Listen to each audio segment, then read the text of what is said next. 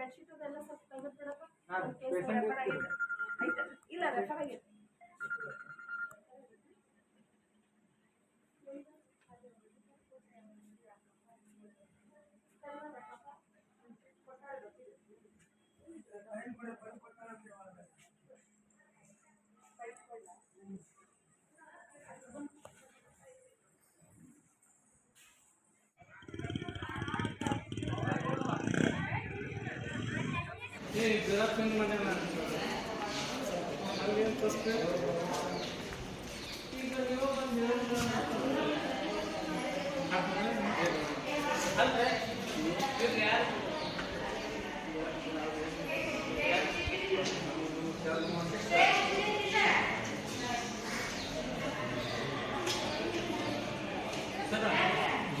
ಪದೇ ಪದೇ ಇಲ್ಲಿ ಟಾರ್ಚರ್ ಕೊಡ್ತಾ ಇದ್ದಾರೆ ಅಂತಂದು ಒಬ್ಬರು ಸಿಬ್ಬಂದಿಯವರು ನನಗೆ ಕಾಲ್ ಮಾಡಿದ್ರು.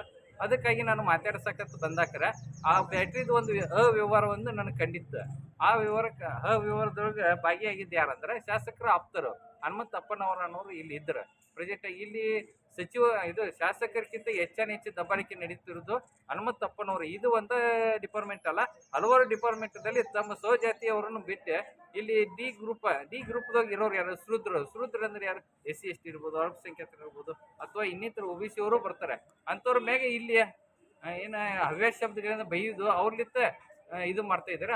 ಅದೇ ರೀತಿಯಾಗಿ ಮೊನ್ನೆ ಶಾಸಕರದ ಒಂದು ರಕ್ತದಾನ ಮಾಡಿದೆ ಅಂತ ಎಲ್ಲ ಪೇಪರ್ನಲ್ಲಿ ಸ್ವಚ್ಛತೆ ಇರ್ಬೇಕಂತಂದು ಇದು ಮಾಡಿದ್ರೆ, ಬಟ್ ಅದು ಮಾಡ್ತಾ ಇರೋದು ಸ್ವಚ್ಛತೆಗಾಗಿ ಅಲ್ಲ, ಒಬ್ಬ ಶಾಸಕರ ಬರ್ತಡೆಗಾಗಿ ಅಂತಂದು ಕ್ಲೀನ್ JCB ಮುಖಾಂತರ ಎಲ್ಲ ಕ್ಲೀನ್ ಮಾಡಿ ಇದು ಮಾಡಿದ್ದಾರೆ ಅಷ್ಟೇ.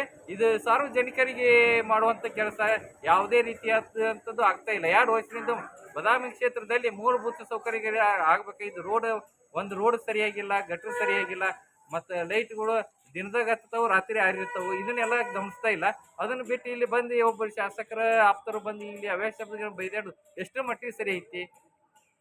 ಈ ಆಸ್ಪತ್ರೆಯಲ್ಲಿ ಶಾಸಕರ ಆಪ್ತರು ಒಂದಿಷ್ಟು ಏನೋ ಉಸ್ತುವಾರಿ ನಡೀತಾ ಇದೆ ಅನ್ನುವಂಥ ಒಂದಿಷ್ಟು ಹೇಳಿಕೆಯನ್ನು ತಾವು ಹೇಳ್ತಾ ಇದ್ದೆ.